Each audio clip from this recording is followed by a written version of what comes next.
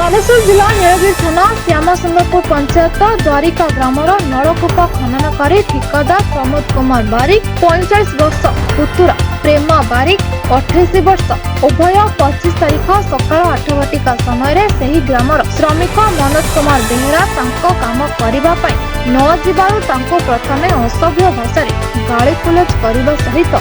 घर बाड़ी भितर निस्तुक माड़ मारिबा देखि स्त्री दीपा बेहेरा मां पार्वती बेहेरा प्रतिवाद करिबार उभय उत्तक्त होई मां को गाड़ी गुलज करने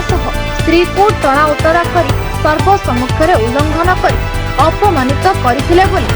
एफआईआर कॉपी रे उल्लेख अछि। श्रमिक मनोज कुमार बेहेरा नीलगिरी हॉस्पिटल रे चिकित्सित होई घरे अछथि। नीलगिरी थाना अधिकारी को जोगाजोग करिबारु तुरंत कार्यानुष्ठान ग्रहण करी दोषी को दंडित करा जिवो बोली कहवा सहित आज उपर बेला 4टा बेले नीलगिरी थाना को डकाई उभय को पचरा उच्चरा करिबा बोली थाना अधिकारी कहथिले।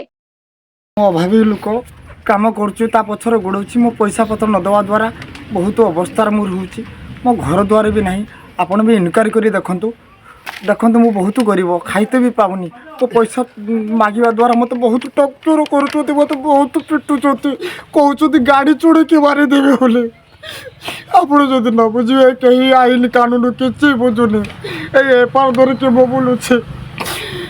मो कथा जदि कहीं आईन कानून न बुझिबो आ के बुझिबो हे प्रभु जगन्नाथ जे तांकर इच्छा थिबो एई कथा होछि मोर हे प्रभु। बालेश्वर जिल्लारू सतन प्रतिनिधि देवाशीष दासଙ୍କ रिपोर्ट ब्लैक न्यूज ओडिया।